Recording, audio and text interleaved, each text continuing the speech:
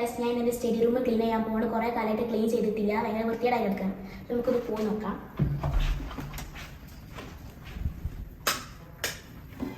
അപ്പോൾ ഇതാണ് ഇപ്പം എൻ്റെ റൂമിൻ്റെ അവസ്ഥ. സ്റ്റഡി ടേബിളൊക്കെ ഇതേപോലെ ഇങ്ങനെ മൊത്തം ഡേർട്ടി ആയിരിക്കുകയാണ്. കുറേ പോലെ ഇവിടുത്തെ ബെഡ് ഇതേപോലെ ഡേർട്ടി ആയിരിക്കുകയാണ്, മൊത്തം സാധനങ്ങളൊക്കെ എന്ന് പറഞ്ഞിട്ട്. അപ്പോൾ ഇതും ക്ലീൻ ചെയ്യണം. അപ്പോൾ ഇന്നത്തെ ഒരു ദിവസം മൊത്തം എനിക്ക് സ്റ്റഡി റൂം ക്ലീൻ ചെയ്യണം. അതേപോലെ ഫ്ലോറിലൊക്കെ അതങ്ങനെ പെയിൻ്റ് ഒക്കെ ആയിരിക്കുകയാണ്.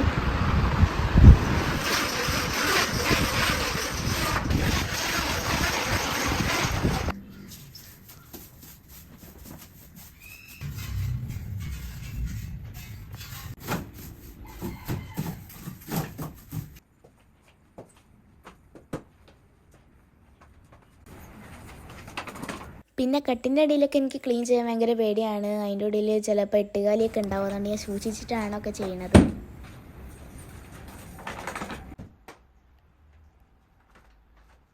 സ്റ്റഡി ടേബിൾ ക്ലീൻ ചെയ്യാൻ പോവാണ്.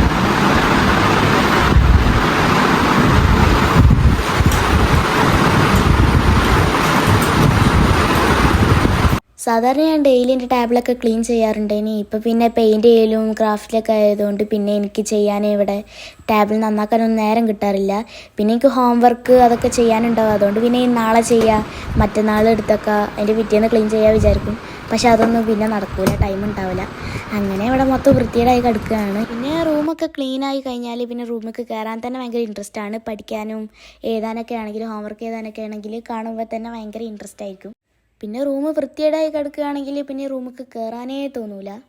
ആദ്യമൊക്കെ പിന്നെ എൻ്റെ റൂം എൻ്റെ അമ്മയായിരുന്നു ക്ലീൻ ചെയ്തിരുന്നത്. പിന്നെ എൻ്റെ ഓരോ കാട്ടിക്കൂട്ടൽ കണ്ടപ്പോൾ പിന്നെ അമ്മച്ചി പറഞ്ഞു, നെയ്യൻ എന്നെ ക്ലീൻ ചെയ്താൽ മതി, ഞാൻ ക്ലീൻ ചെയ്യില്ല പറഞ്ഞു. പിന്നെ അന്ന് മുതലാണ് ഞാൻ എൻ്റെ സ്റ്റഡി റൂം ഒറ്റയ്ക്ക് ക്ലീൻ ചെയ്യാൻ തുടങ്ങിയത്. പിന്നെ എൻ്റെ അമ്മ എൻ്റെ റൂം ക്ലീൻ ചെയ്യണം എന്നൊക്കെ ഞാൻ വിചാരിച്ചിരുന്നത് ഭയങ്കര ഈസിയാണ്. പിന്നെ ഞാൻ ചെയ്യാൻ തുടങ്ങിയപ്പോഴാണ് മനസ്സിലായത് ഇത് അത്ര ഈസി എന്നല്ല, കുറച്ച് സീനുള്ള പരിപാടിയാണെന്ന്. പിന്നെ കുറേ ടൈം വെച്ചിട്ടാണ് ഞാൻ എൻ്റെ റൂമൊക്കെ ക്ലീൻ ചെയ്ത് വെക്കൽ. ഇനി ഞാൻ എൻ്റെ റാക്കിൻ്റെ മേലെയുള്ള സാധനങ്ങളൊക്കെ ക്ലീൻ ചെയ്യാൻ പോവാണ്.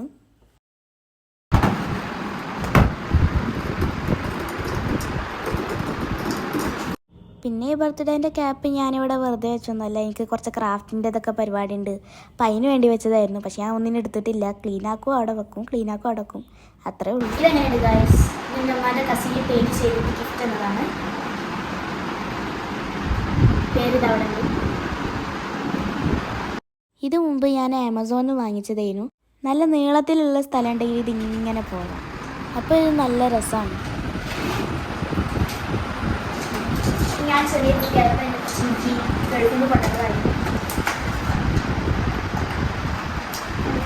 മൊത്തം പൊടിയാണ് ഇതിന്.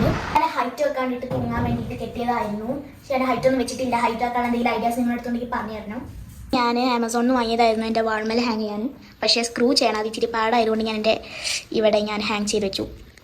ഈ പപ്പറ്റ് കാണാൻ നല്ല ക്യൂട്ടില്ലേ ഗൈസ്?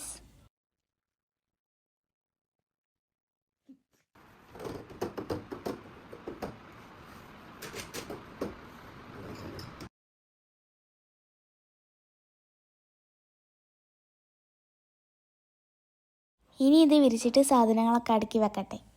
ഈ വിരിപ്പ് പിന്നെ ടേബിൾ ഫുൾ കവർ ചെയ്യില്ല, ഭയങ്കര ചെറുതാണ്. അതുകൊണ്ട് ബാക്കിയുള്ള സ്പേസിൽ ഞാൻ എൻ്റെ ബുക്കും കുറച്ച് സാധനങ്ങളൊക്കെ വെക്കലാണ്. പിന്നെ എൻ്റെ ഡയറിക്ക് ഞാനൊരു ലൈനിലാണ് വെക്കണത്. ഇത് എൻ്റെ ഡയറി കളക്ഷൻസ് ആണ്. എൻ്റെ റൂമിലുള്ള അധിക സാധനങ്ങളും ഞാൻ ആമസോണിൽ നിന്ന് വാങ്ങിച്ചതാണ്. ഇതൊക്കെ ഞാൻ ആമസോണിൽ നിന്ന് വാങ്ങിച്ചതാണ്. ഭയങ്കര ക്യൂട്ടായിട്ടുള്ള സംഭവങ്ങളാണ്. പിന്നെ ഇതാണ് എൻ്റെ ക്യൂട്ട് മിനി ഫാൻ. ഇത് നമുക്ക് ടേബിളിൽ വെക്കാം. പിന്നെ എൻ്റെ ക്ലോക്കാണ്. ഇത് ഞാൻ ആമസോണിൽ വാങ്ങിച്ചതായിരുന്നു. ഇതെനിക്ക് ഭയങ്കര ഇഷ്ടമാണ്. അപ്പം ഞാനിതെൻ്റെ ടേബിളിൽ വെക്കാറുണ്ട്. എനിക്ക് രാവിലെ അലാറം വെച്ച് നേരത്തെ എണീക്കാനൊക്കെ വേണ്ടിയിട്ട് ഞാൻ എൻ്റെ റൂമിൽ വെക്കാറുണ്ട്.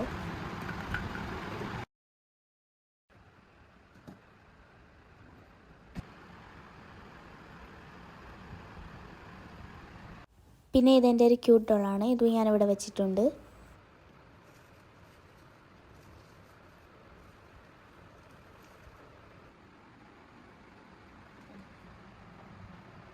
ഇത് പിന്നെ ഒരു ക്യൂട്ട് യൂണിക്കോൺ കോമ്പാണ്. ഇത് ഞാൻ എൻ്റെ ടേബിൾ ഡെക്കറായിട്ട് ഇവിടെ വെക്കാനാണ്. ഇനി ബെഡിലുള്ള എൻ്റെ ബുക്കെല്ലാം നമുക്ക് ഇവിടെ എടുത്തു വെക്കാം. ഇതൊക്കെ എനിക്ക് എൻ്റെ സ്റ്റഡി ടേബിളിൻ്റെ ഉള്ളിലോട്ട് വെക്കണം. ഒക്കെ ബെഡിൽ അലങ്കോലമായി കിടക്കുമായിരുന്നു. അപ്പോൾ ഇതൊക്കെ ഞാൻ ഓരോ തട്ടാക്കിയിട്ട് അവിടെ ഇവിടെയൊക്കെ വെച്ച് ഒക്കെ സെറ്റാക്കിയിട്ടുണ്ട്. ഏകദേശമൊക്കെ പണി കഴിഞ്ഞിട്ടുണ്ട്. ഇനി എനിക്ക് എൻ്റെ ബെഡും ഫ്ലോറും കൂടി ക്ലീൻ ചെയ്താൽ മതി.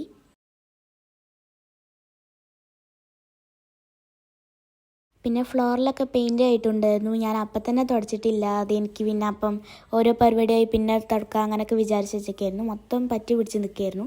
അതൊക്കെ തുടച്ച് പിന്നെ ഫ്ലോർ മൊത്തം മോപ്പ് ചെയ്തു.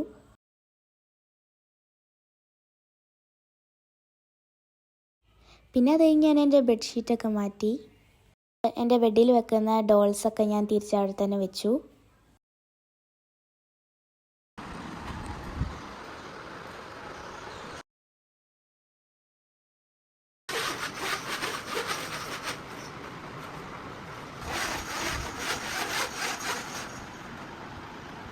അപ്പോൾ എൻ്റെ റൂമൊക്കെ നല്ല ക്ലീൻ ആയിട്ടുണ്ട്. മൊത്തം ക്ലീനാക്കി വെച്ചിട്ടുണ്ട്.